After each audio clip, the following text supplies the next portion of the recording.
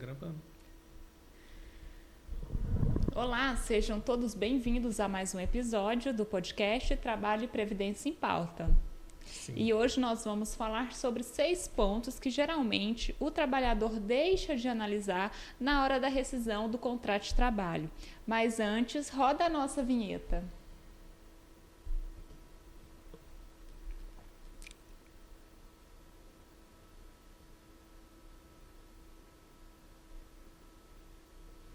Então, pessoal, como eu falei, muitos trabalhadores, na hora da rescisão do contrato de trabalho, não verificam alguns pontos. E esses pontos, às vezes, passam despercebidos e acaba por perder os seus direitos. E hoje nós vamos te falar esses 6 pontos para você ficar esperto na hora da sua rescisão do contrato.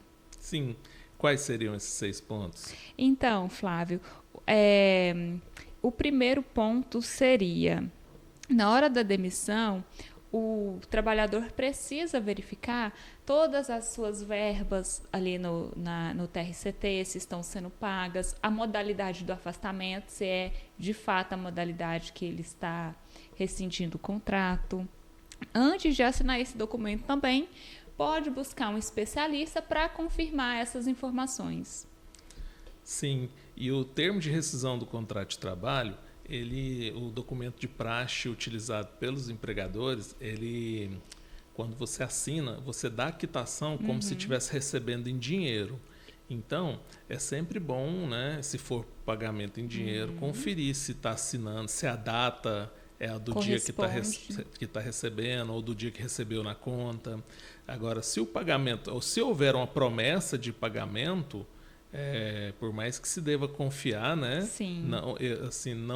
Não é o adequado, o recomendado a pessoa assinar e depois receber. Tem que receber, depois assina. Então, esse é um alerta para o pessoal que está nos assistindo. Se assinar o documento sem receber antes, pode dar quitação daquele valor total, independente de depósito na conta ou não. Isso.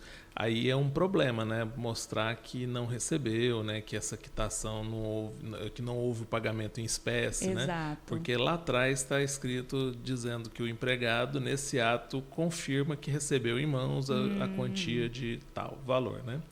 Mas assim, isso aí é atípico, né? Sim, mas assim, acontece. Né? Mas a primeira observação é essa. As datas, a pessoa tem que observar se a data do pagamento que está no documento é a mesma que ele recebeu ou que está recebendo. Por que disso? Porque o empregador tem 10 dias para pagar, né? Se ultrapassar os 10 dias, tem uma multa no valor de uma remuneração do empregado. E, consequentemente, o valor, né, se bate. Né? Exatamente. Então, pessoal, ficar esperto na hora da conferência do seu TRCT. O segundo ponto é a questão da realidade da dispensa e a que está documentada. Isso. Aí, no caso, tem que ver, né, se ele foi demitido sem justa causa, se consta lá o código SJ2, pedido de demissão, e SJ1, demissão sem justa causa, ou se for o caso JC, que é a justa causa. Mas no caso, vamos falar aqui da demissão por iniciativa do empregador sem a justa causa, que é o JC1. A pessoa tem que verificar o aviso dela. Sim. O aviso dela, a cada ano, né, a partir do primeiro ano, a cada ano completo trabalhado, acrescenta 3 dias no aviso, né? Então, por exemplo, se a pessoa trabalhou 5 anos, o aviso dela não será de 30 dias, será de 45 dias. Certo. Aí ela tem que ter essa observação para ver se o prazo do aviso está lá no TRCT, se houve a projeção do aviso prévio no termo de rescisão do contrato de trabalho, porque essa projeção, esse tempo, repercute para todos os fins, né? Inclusive previdenciários. Então é importante, até para fins de estabilidade também. Né? Muito interessante esse detalhe mesmo. E geralmente o trabalhador ele está com pressa de resolver, de receber o acerto dele logo, mas é importante então que ele confira e confirme todos esses detalhes para depois não ter nenhum tipo de prejuízo. Exatamente, tem que olhar.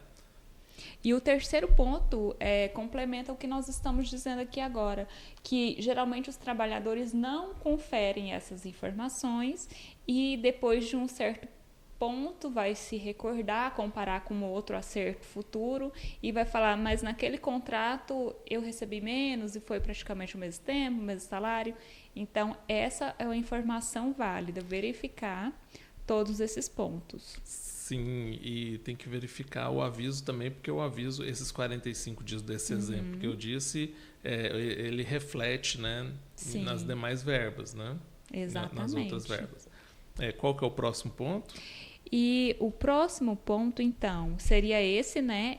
Verificar essas informações, verificar a modalidade da dispensa do contrato de trabalho, se é por acordo, se é uma demissão sem justa causa, se é uma rescisão indireta, né? E aí, dependendo do tipo da modalidade do afastamento, vai ter interferência na multa dos 40%, no seguro-desemprego e no aviso prévio, como você havia ressaltado agora há pouco. Sim, porque no caso do pedido de demissão, o empregado é quem concede o aviso ao empregador. Sim. Já na demissão sem justa causa por iniciativa do empregador, quem concede o aviso é o patrão. Aí, nesse caso, o patrão ele pode pagar o aviso prévio indenizado ou trabalhado sem justa causa, na demissão sem justa causa. Na demissão a pedido, que é o pedido de demissão, conhecido como pedido de demissão, o empregado ele obrigatoriamente tem que trabalhar os 30 dias do aviso. Sob pena do desconto desse aviso. Se ele não trabalhar, tem o desconto. Exatamente. E aí, esse ponto é interessante também, que tem uma diferença prática, né? Tanto dos reflexos das férias, 13º salário e FGTS. Por exemplo, no pedido de demissão, o trabalhador não vai ter esses direitos. A multa dos 40% do FGTS, o 13º salário proporcional de férias. Já na dispensa sem justa causa, engloba esses direitos. Sim. Vamos só recapitular aqui. Na demissão sem justa causa, que é por iniciativa do patrão, aviso, férias vencidas, se houver, e proporcional, 13º, exato. Saca o FGTS e se habilita no seguro-desemprego, mais a multa de 40%. Exato.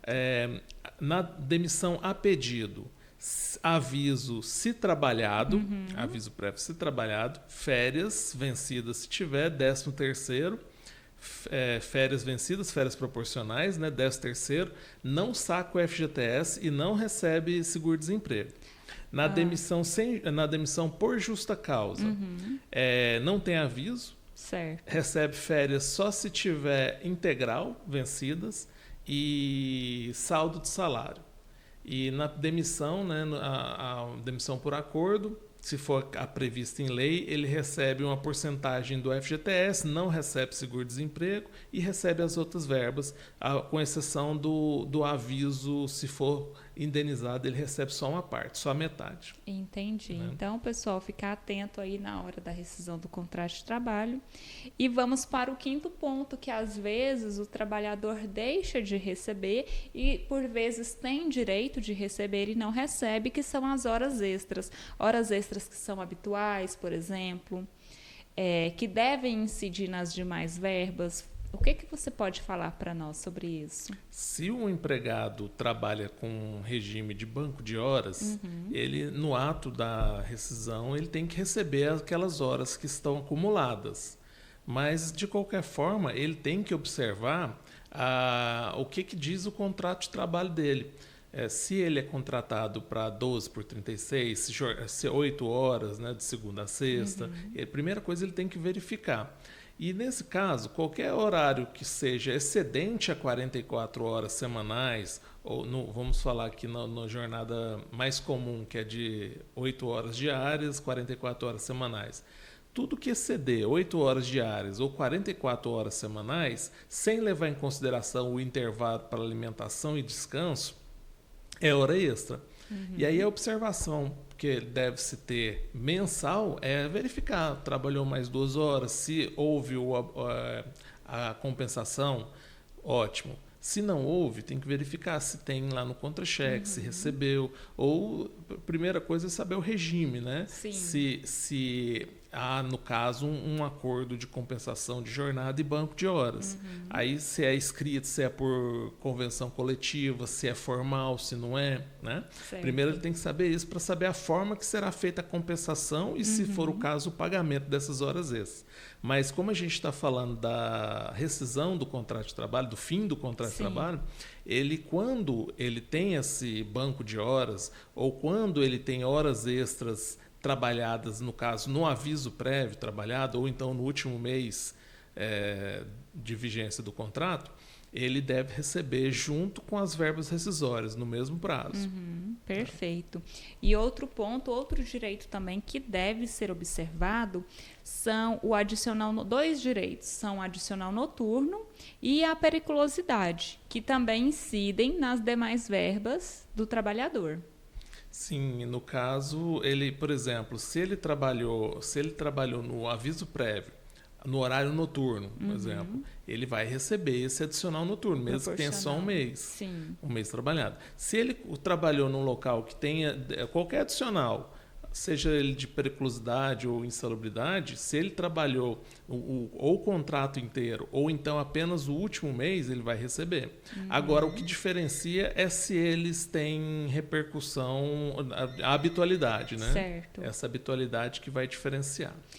Uma informação importante que recentemente o TST alterou a forma de julgamento e o entendimento é quanto o adicional de insalubridade, que antigamente era calculado sobre o salário mínimo vigente.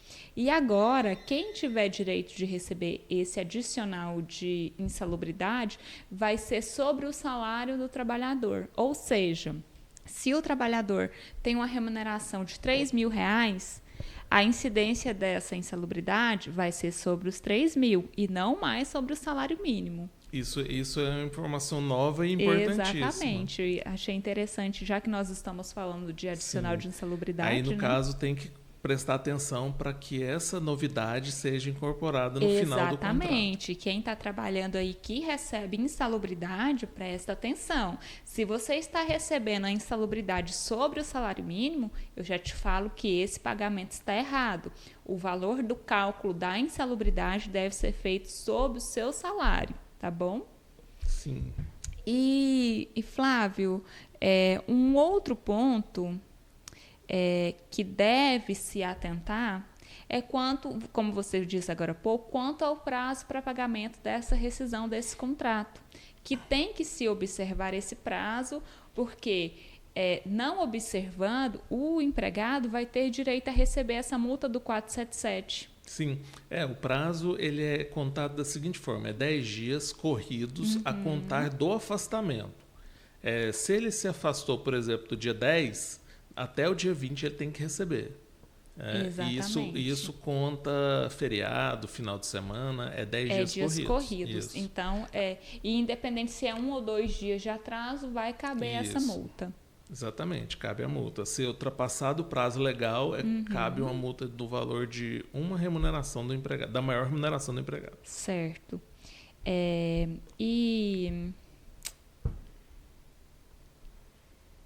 E aí o quinto ponto que nós devemos observar é que, às vezes, pessoal, nem todo mundo está,